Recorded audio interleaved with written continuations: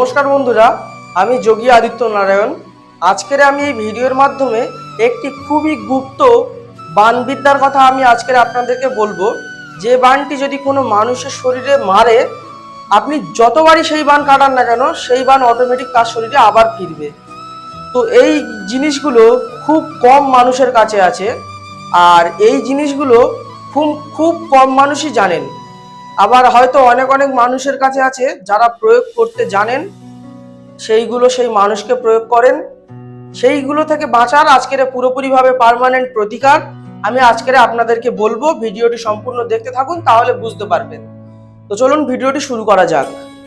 এই মৃত সঞ্জীবনী বান এমন একটা বান, যদি আপনি কোনো মানুষের শরীরের উপরে বান মারেন বা কোনো তান্ত্রিক যদি আপনার শরীরে বান প্রয়োগ করে, আপনি সেই বান যদি বারে বারে কাটান, কাটিয়ে তাবিজ, কবচ, প্রোটেকশন, আত্মরক্ষা, গাঁটুলি সুরক্ষা, তাবিজ, কার পড়া, তেল পড়া, জল পড়া, যা কিছু করেন না কেন, সেই জায়গা থেকে কিন্তু আপনার প্রতিকার বা আপনার এই বান থেকে কিন্তু রক্ষা হবে না। কেন? কারণ এই মৃত সঞ্জীবনী কথার অর্থ আমাদেরকে প্রথম জানতে হবে। মৃত সঞ্জীবনী হলো যে জায়গায় আপনি বান মারছেন, সেই মৃত সঞ্জীবনী কথার অর্থ হলো যে জিনিস মরে থাকে সেই জিনিস আবার জেগে যায়। আপনি হয়তো একটা জিনিস, যেমন আমার কাছে মৃত সঞ্জীবনী গাছ আছে, যেমন ব্যাপারটা আমি আপনাকে একটু বলি যে মৃত সঞ্জীবনী গাছ হচ্ছে এমন একটা জিনিস, এ কিন্তু শুকিয়ে যায়, আবার জলে দিলে বা বৃষ্টি হলে বা কোনো জায়গায় থাকলে আবার সময় ক্ষেত্রে একে যদি পোঁতা হয়, আবার কিন্তু এ জেগে যায়। তেমনই ঠিক এই ক্রিয়াটা মৃত সঞ্জীবনী বান। এই মৃত সঞ্জীবনী বান যদি কোনো মানুষের শরীরে প্রয়োগ করে, সেই বানটা গিয়ে তার শরীরে কি করবে? রোগ ব্যাধি সৃষ্টি করবে, জায়গাটা পচিয়ে দেবে বা জায়গাটা শুকিয়ে দেবে বা প্যারালাইসিস, পঙ্গু করে দেবে।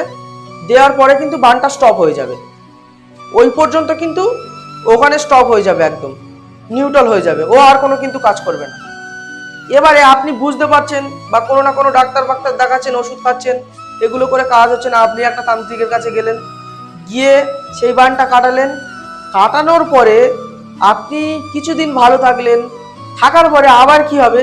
এই মৃত সঞ্জীবনী বান আবার কিন্তু ওখান থেকে জেগে যাবে। কারণ এই মৃত সঞ্জীবনী বানের ক্রিয়াই হচ্ছে এরকম। আবার এর সাথে আর একটা বান আছে, প্রাণ সঞ্চার বান। এই বানের প্রাণ অটোমেটিক্যালি সঞ্চার হয়ে যাবে। এগুলো পরের ভিডিওতে বলবো। তো এই মৃত সঞ্জীবনী বান যদি কোনো মানুষের উপরে প্রয়োগ করে রাখে, তাহলে কিন্তু সেই মানুষের বান শরীরে মারলে কিছুটা কাজ করবে, করে বন্ধ হয়ে যাবে। যার পরে আপনি কাজ বাজ করালেন, হাজার একটা কাজ করাচ্ছেন, কাটাচ্ছেন, প্রোটেকশন নিচ্ছেন, নেওয়ার পরে আপনি কয়েকটা দিন ভালো থাকছেন, আবার জেগে সে তাই সেই একই রকম সমস্যা আবার শুরু হবে। তো সেই জায়গায় এই মৃত সঞ্জীবনী বানকে কাটাতে গেলে মৃত সঞ্জীবনী বানের কাটান দিয়ে করতে হবে। তারপরে আপনার মহামৃত্যুঞ্জয় বান প্রয়োগ করতে হবে, আর এখানে বগলা বান প্রয়োগ করতে হবে। আর একটা বান আছে একাগ্নি বান আর অর্ধচন্দ্র বান।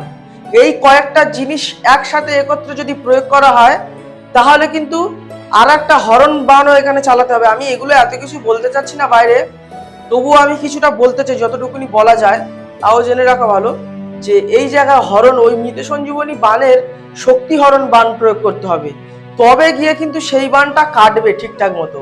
এবার সেই বান কাটানোর পরে আবার তার যে প্রতিকার আছে, যে কবচগুলো আছে, এই মৃত সঞ্জীবনী বানের শক্তি হরণ কবচ, আবার পাল্টা চালান মানে অটোমেটিক বান কাটতে থাকবে কবচ, এগুলো যদি ধারণ করানো হয়, তাহলে কিন্তু এই মৃত সঞ্জীবনী বানের প্রভাব থেকে অটোমেটিক চিরতরে মুক্তি পাবে। তো ভিডিওটি আজকের এই পর্যন্ত ছিল।